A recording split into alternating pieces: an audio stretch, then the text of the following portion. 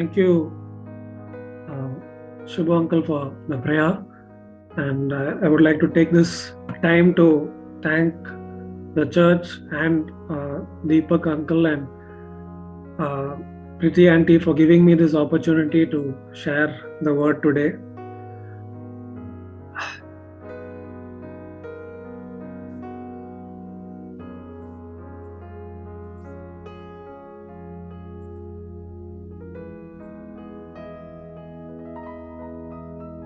The word that I received from the Lord for sharing today was called resistance. And many of you might be wondering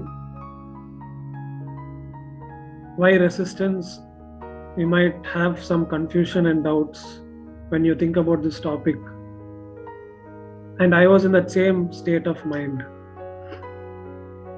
But after spending some time with the Holy Spirit, He asked me a simple question that I want to put to you now. What is exactly on your mind right now when you think about resistance?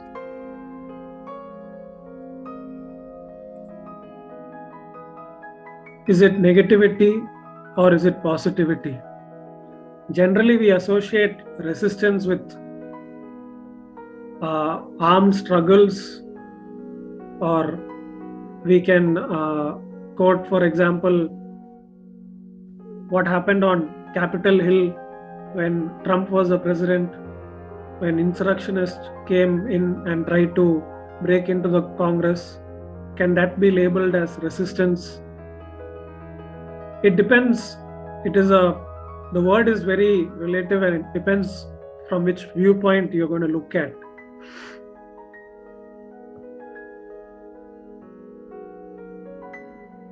In 1 Peter chapter 5 verse 8 to 9,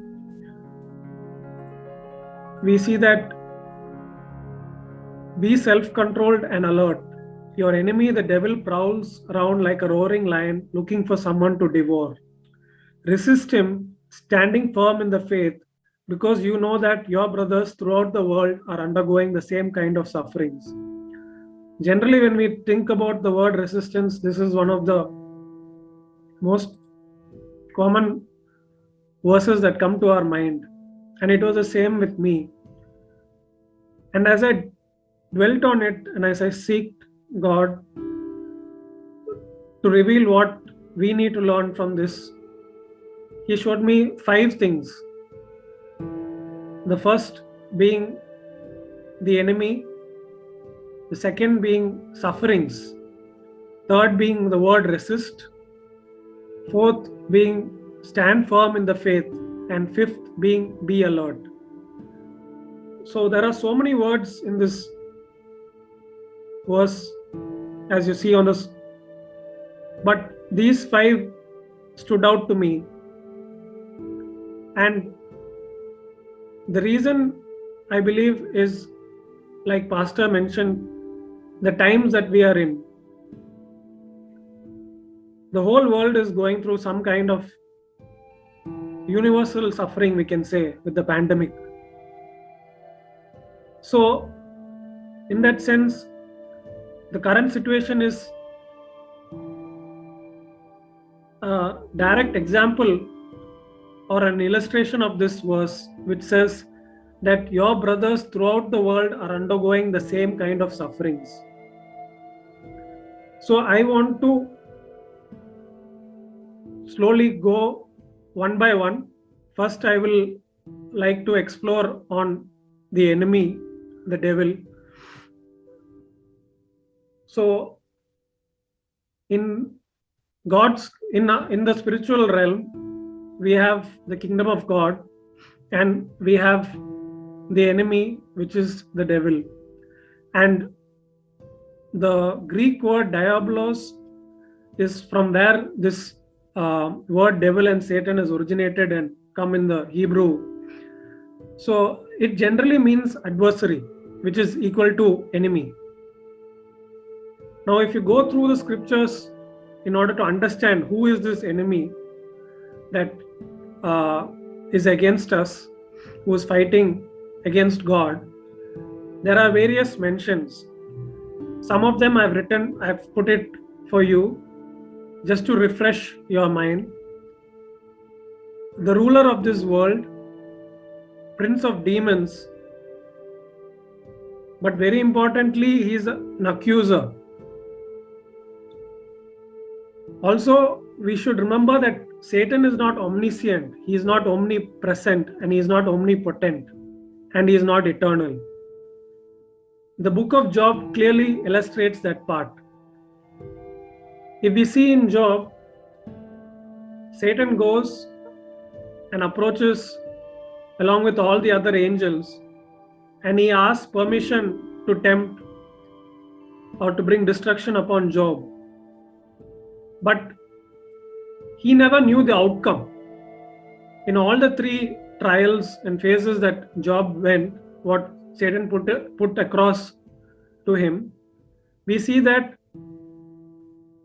the devil's understanding of the situation was different from what God's understanding was. Because God is omniscient, he's omnipresent, and he's omnipotent. Whereas Satan is not. He's just a manipulator. And that is clearly illustrated in the book of Job. The next thing is we see him as a tempter. Then we know him as a master of disguise. And lastly, I conclude with father of lies and murderer. There may be many more references, but for today I have just chosen these.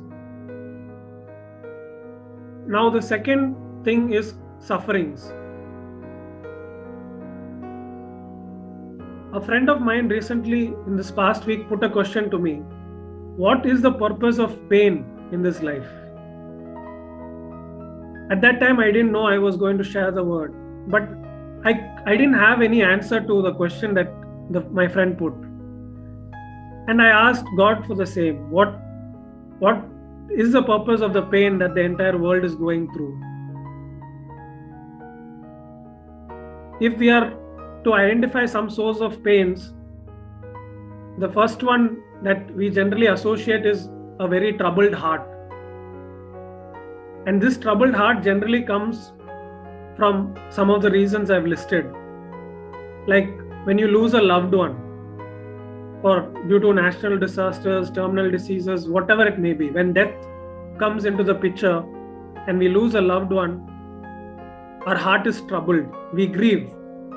There are no words can express the pain that is there in our heart. When relationships fall apart, when marriages break, when you're left alone, when you don't have any friends in school, or when you don't have any friends in life, you're all lonely, you have this feeling of rejection and jealousy to take over your heart, which again leads to a lot of pain. When you lose your identity and you are completely weak, you are filled with insecurity of everything around you. There is another kind of troubled heart wherein you are not the one who is suffering, but rather someone you love is suffering, and watching them suffer gives you a kind of suffering. And finally, the unforgiveness feeling that we generally get due to sin, or feeling of being a hypocrite. Now, from moving from the heart, I would like to move to the mind. Are you constantly bombarded with negative thoughts? Are you finding it difficult to fall asleep? Are you having nightmares? Are you in a state of silence? Do you prefer to be in an environment where you would like to push everyone away from you and cloak yourself under a blanket where you believe you are safe? Are you suffering from a sense of failure, low self-esteem, the fear of future, as Pastor put it? We do not know what is going to happen tomorrow. All these are can be put under two broad descriptions as anxiety and depression. The third is when we are not the ones who are sinning, but rather when people sin against us. This is something we have no control over. If I have control over my life, I can try my best to not sin, to not lie. But at the same time, all these things I can try my best to do. But the person around me, I have no control over them. They are backbiting, they are gossip, they are taunts, they are making fun, they are hatred and oppression.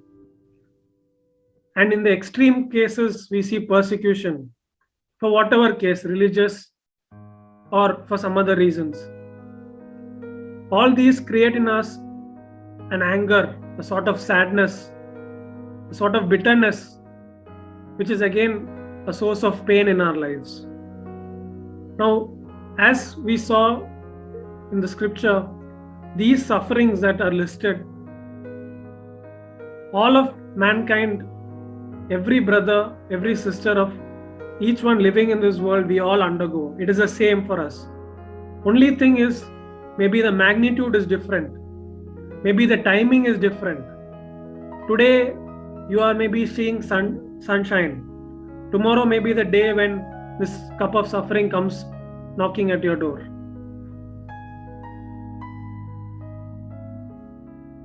Now, resistance, the theme of this topic.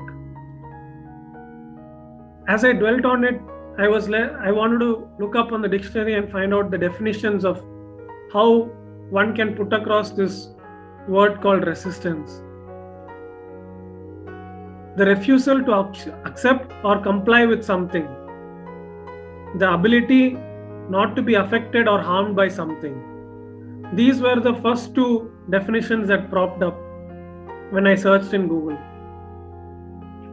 And I found the first one, that is the refusal to accept or comply with something, is we can generally associate with disobedience. It is something that as Christians we ought not to do. We are taught in the scripture to accept the authority of the church, of the country that we live in, the government. So I didn't feel that this is right in terms of choosing as a definition for resistance. But the second one really caught my eye. It said the ability not to be affected or harmed by something. That is a positive definition for this term called resistance. In today's world of pandemic,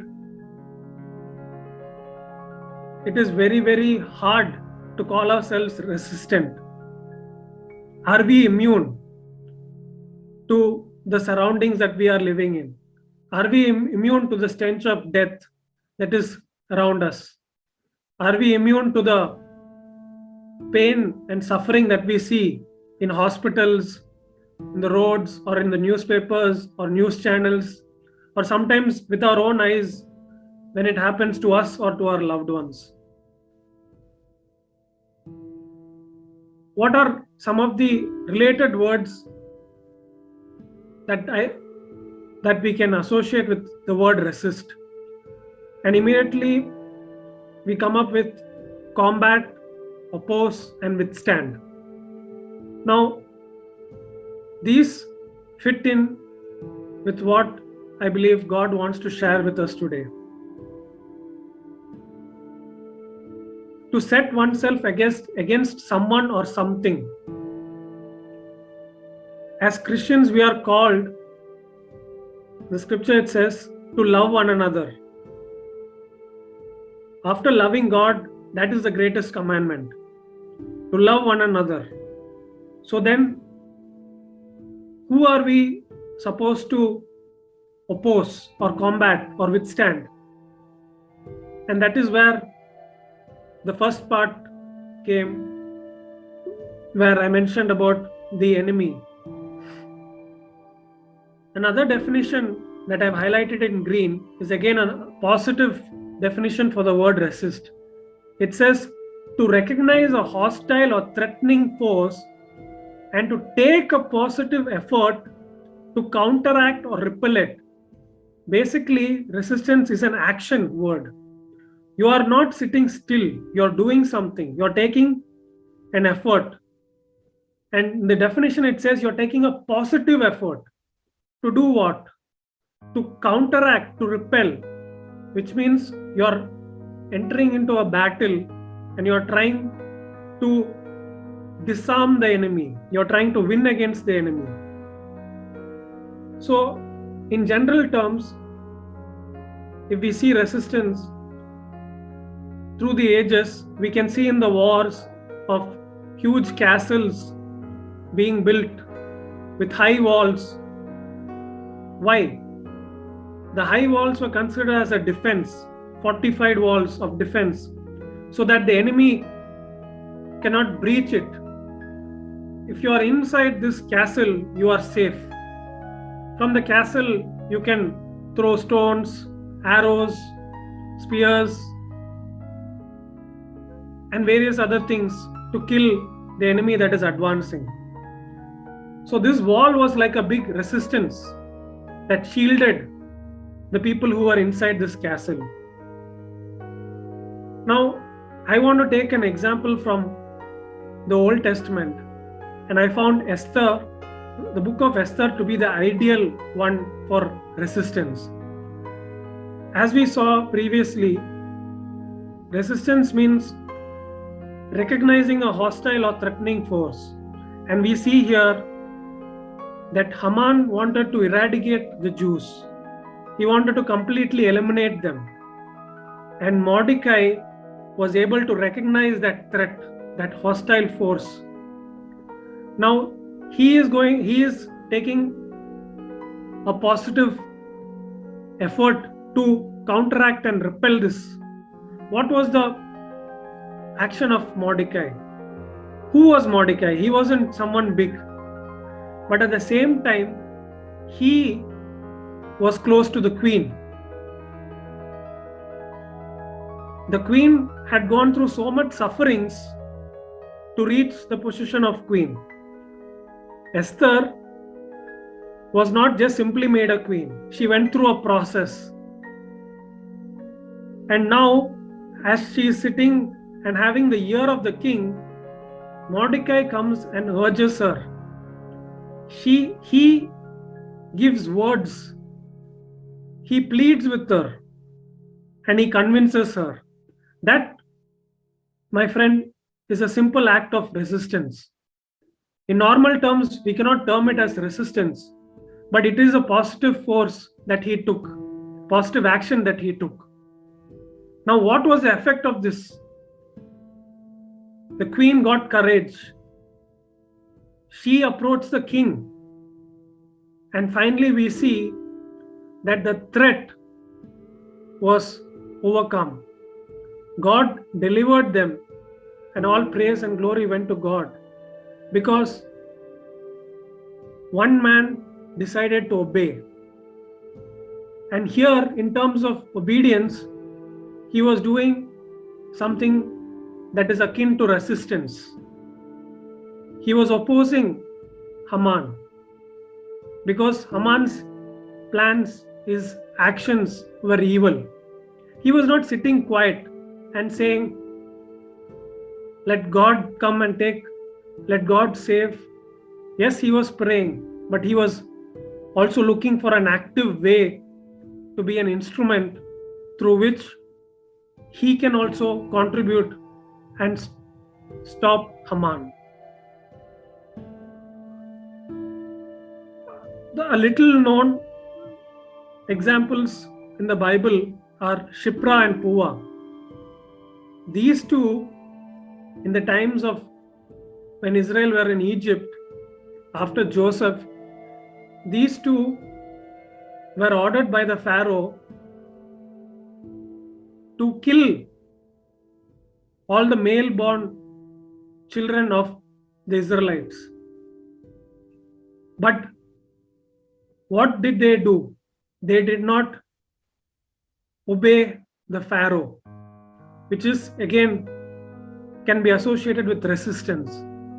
But in resistance, they were obedient to God. They feared God. They put God above the Pharaoh. And the same case we see with Shadrach, Meshach, and Abednego. The three of them were asked to bow down and worship a statue. They clearly knew that it was wrong. Now, to not do it is to resist. Resist whom? King Nebuchadnezzar, who was all powerful at that time. The whole of the country, whole kingdoms were bowing down to that statue, but three men refused. You can imagine the fury, the anger, and also all the other people putting in their words of stoking the flame so that these three are punished. Yet they chose obedience to God and resistance to Pharaoh or to the king. And in both these cases, we see God delivered them. In the fiery furnace, as well as Shipra and Pua, it is written in the Bible, if we go and look into it, that they were blessed with families. They did not die at the hands of Pharaoh for disobeying, but rather God blessed them with families. And this is why God is calling us to resist. And in terms of resisting who, I already told you, the enemy. Now I want to move to the next part, which is standing firm in the faith. In John chapter 14 verse 6, Jesus clearly mentioned that He is the way, the truth, and the life. No one can go to the Father except through Him. And in 1 John chapter 1 verse 9, we see, if we confess our sins, Jesus is faithful and just to forgive our sins and to cleanse us from all unrighteousness. So now, the suffering that we are undergoing, if it is due to unforgiveness or due to the guilt that you're carrying, 1 John chapter 1 verse 9 clearly gives you the solution, my friends. Only you have to confess. That's all you have to do. And you have to believe in Jesus Christ. This simple act of obedience, of confessing our sin and believing in Jesus, what does it give us? It gives us God. How great that is. 1 John chapter 4 verse 15 says, whoever confesses that Jesus is the Son of God, God abides in him and he in God. What is greater than this for us in this world? Than for God to live in us and for us to live in God. Now what? You have to obey 1 John chapter 1 verse 9. But if you're going to go by this topic of resistance and you're going to apply resistance here, then what happens is 1 John chapter 2 verse 23 comes into play. Whoever denies the Son does not have the Father. That, my friend, is what happens when you are not going to confess your sin. Basically, it is a choice. Every moment of our life is a choice. We have a choice to make decisions.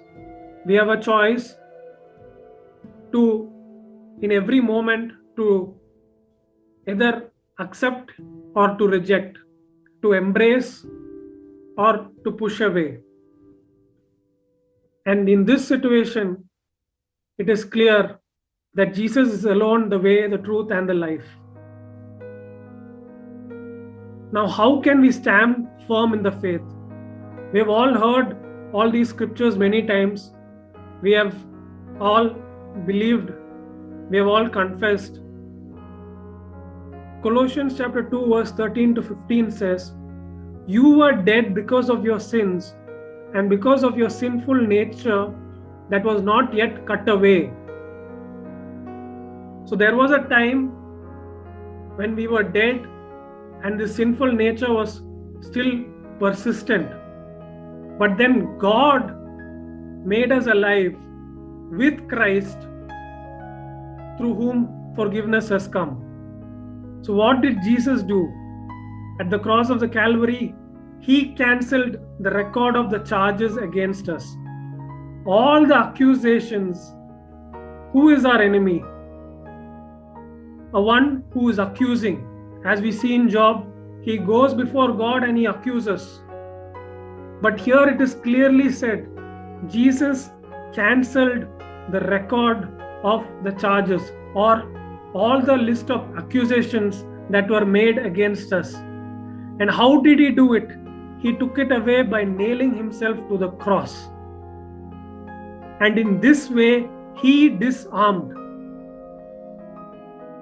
Positive action taken to repel the strategy of the enemy.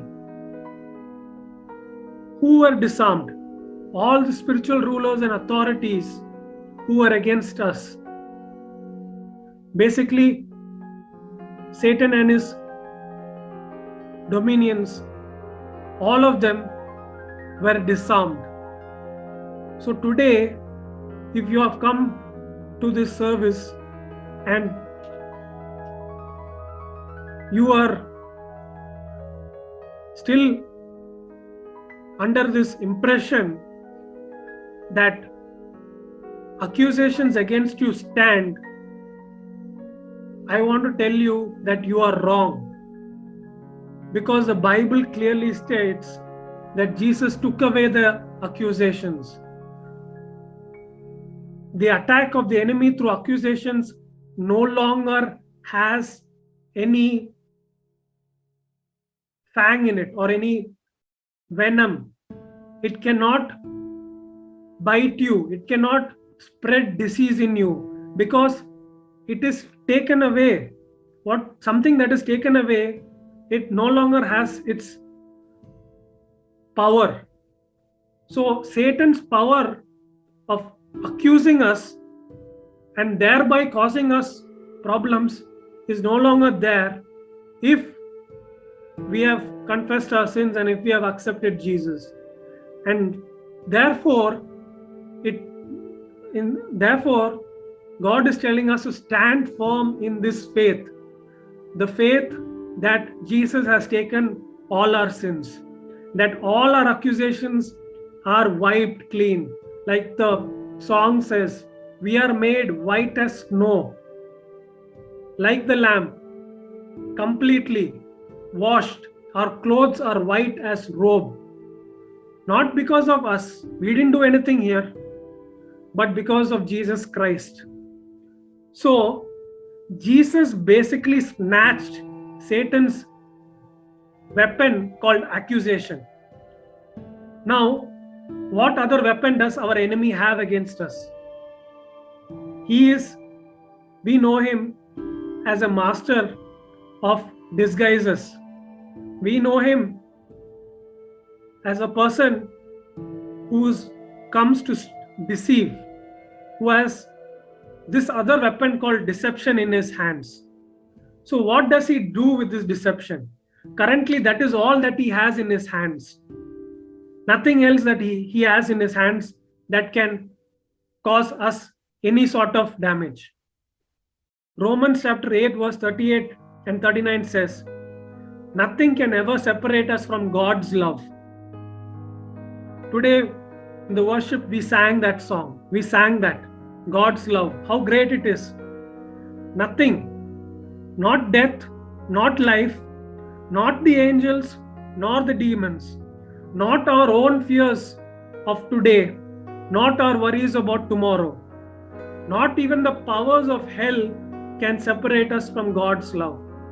No power in the sky above or in the earth below, indeed nothing in all of creation will be able to separate us from the love of God that is revealed in Christ Jesus our Lord. My friends, today take this, hold it with you, and whenever the enemy comes, use this against him. Tell him that he cannot separate you from the love of God. Why? Because God loved us first. Because God, in His wisdom, in His greatness, sent His only begotten Son to die on the cross for our sins. He took all the suffering, He took all the pain, He died, He was buried. Satan celebrated thinking that he defeated the Son of God. But 3 days later, we know what happened. We know that Jesus Christ rose again. And in that, death lost its power. And that is why here we can say, neither death nor life. Nothing in creation. Nothing in creation. And who is Satan? Satan is also a part of the creation. He cannot separate you from the love of God. If you are today feeling that you are far away from the love of God, my friends, I want to tell you, you are not far away from the love of God. In fact, God's love is in you already. It is the fact that you are blinded. Satan has put a cloak in front of your eyes because that is what he does. He is deceiving. The power of accusation is gone. He can only deceive. So the only thing he can do is lie, is to tell us all sorts of lies, like God does not love us. It is a lie. Romans 8:38 says clearly that God's love cannot be separated from us. We love Him because He first loved us. That is our basis of love. Because He loved us first. 1 John chapter 4 verse 4 says, "You are of God, little children, and have overcome them. Because He who is in you is greater than he is who is in the world." If Satan is telling you the lie that you are still living in sin, then that is a lie. That is a deception, my friends. Because clearly 1 John chapter 4 verse 4 says, we are the children of God. We are of God and we have overcome. He who is in us, who is in us? Clearly we saw Jesus is in us. And when Jesus is in us, who is in us? God is in us. And when God is in us, God is greater than who is in this world. That is the enemy.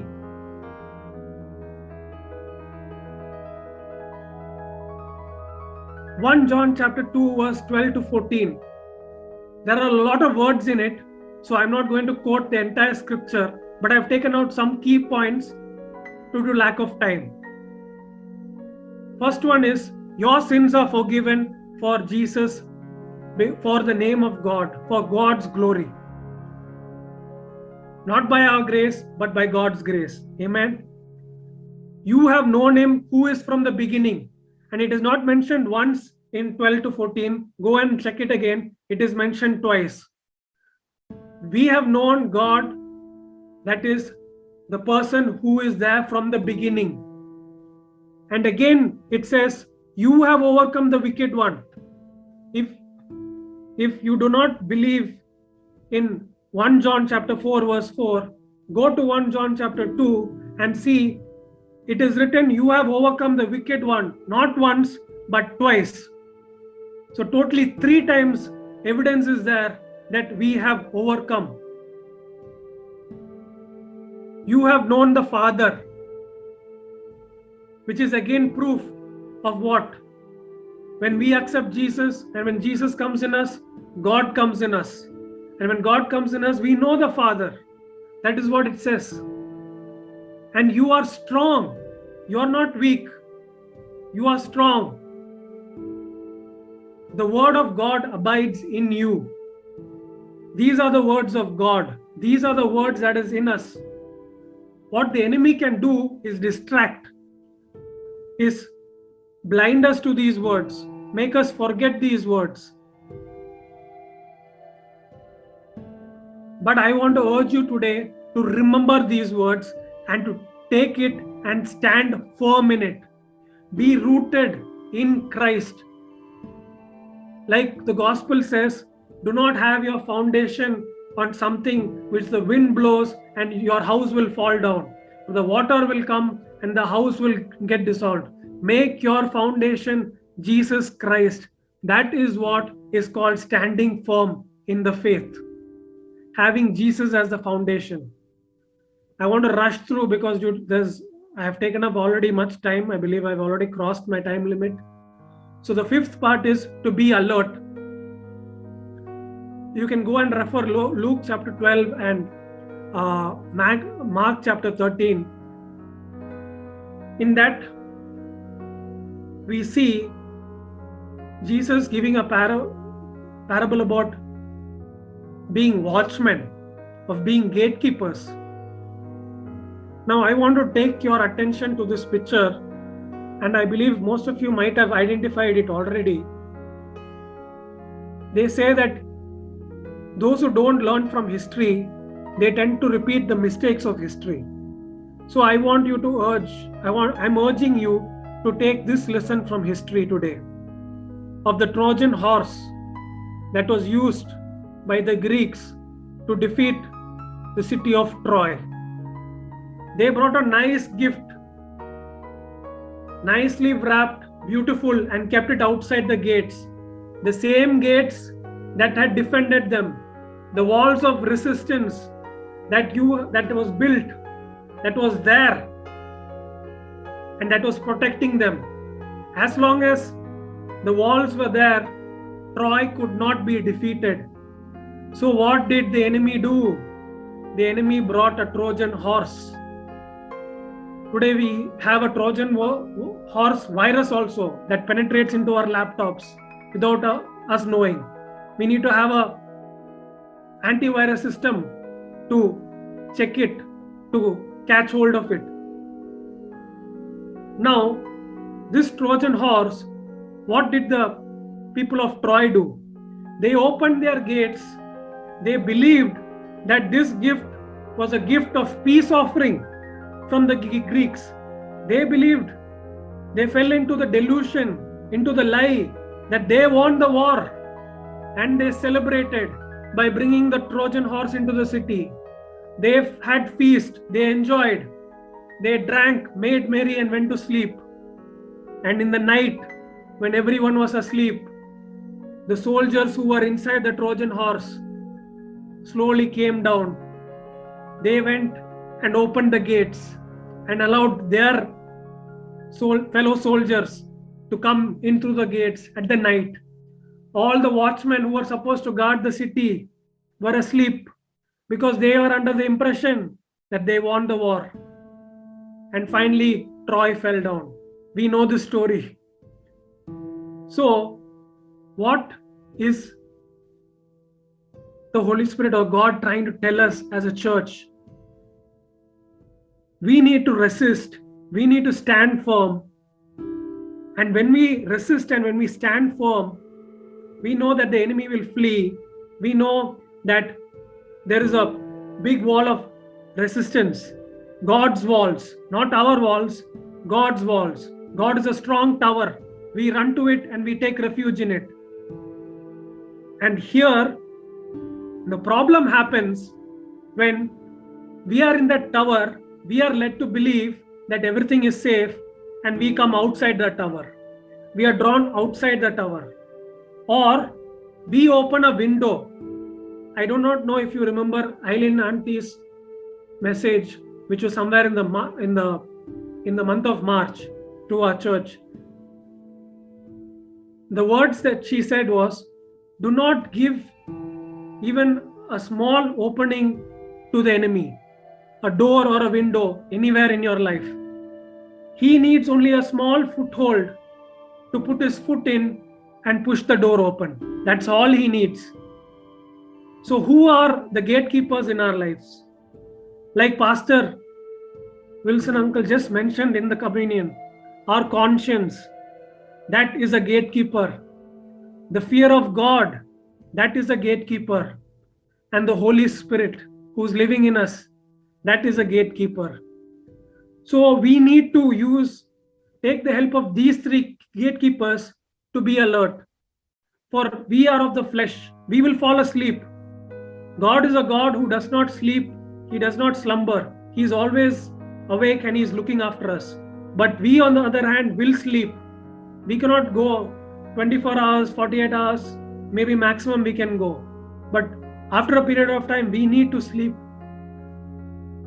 But with the help of these three gatekeepers, we can be alert. John Bunyan illustrates the need for a spiritual gatekeeper in his book. He illustrates a famous town called Man's Soul, which is basically man and our soul, with 5 gates, which is our senses. The gate of the ear, the gate of the eye, the gate of the mouth, the gate of the nose, and the gate of our feelings, the 5 sensory organs.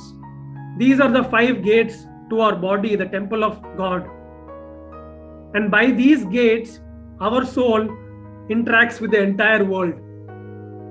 Now, these gates need to be guarded. And that is where Mr. Godly Fear comes. Who is godly fear? Fear of the Lord is Mr. Godly Fear here. So, John Bunyan is illustrating one of the 3 gatekeepers. I want to conclude with James 4:7. Humble yourselves before God, resist the devil, and he will flee from you.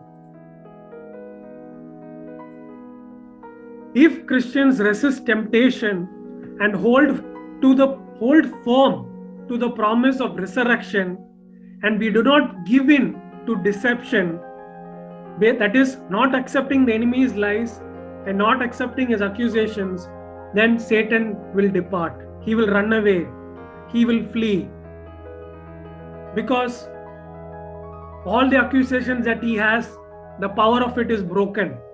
The only thing he can do is deceive. So we need to be aware. We need to be alert for this deceiving part, this deceiving attack of the enemy. Satan is limited. He is finite. He is not like our God. He is not all powerful. He is not everywhere. Satan is not there everywhere at one time, but rather he is giving the people along with him, the fallen angels and other people, he is allowing them to, come and tempt us. In conclusion, I want to say this cup of suffering that we are all going through in this time of pandemic, we are all praying to God like how Jesus prayed in the Garden of Gethsemane. Lord, heal us, take away this coronavirus. But at the end of the day, just as we have heard in our church, it is not our will, but at the end, God's will that has to be done. And as Pastor mentioned, whether coronavirus is going to be there till 2025 or not, that is up to God. It is up to God's will. We no need to worry about it. What is the purpose of pain? What is the purpose of worrying? There is no reason to have pain and worry. What we need to do is resist, which is actively do something. So rather than resisting the suffering in terms of negative connotation, I want you to positively resist suffering. Positively resist means to embrace and accept, to take it, make it a part of your life, to let it humble you, and to submit it and surrender it to God. Whatever it may be is your weakness, whatever you are struggling with today, whatever is your cup of suffering, accept it, humble and submit it to God. And the next is resist the enemy and his schemes, the deceptions, the temptations and the lies. And finally, stand firm in your faith and be alert always. I would like to conclude on a positive note with 1 Peter chapter 5 verse 10. After you have suffered for a little while, the God of all grace, who has called you to his eternal glory in Christ, will himself restore, confirm, strengthen, and establish you. Take this as a promise today, and next time, whenever the enemy comes, whenever you have a cup of suffering, remember that the cup of suffering is going to be there for a little while only. Once you embrace it and take it and go for that little while, the little while could be a year, it could be a month, could be days, we do not know. But the God of all grace has called us to a life of eternal glory in Jesus, and he will restore us and confirm and strengthen and establish us. So with this promise, I would like to conclude. I hope you are blessed. I hope that something in you stirred today, that you are able to do these 3 things in the days to come. Thank you.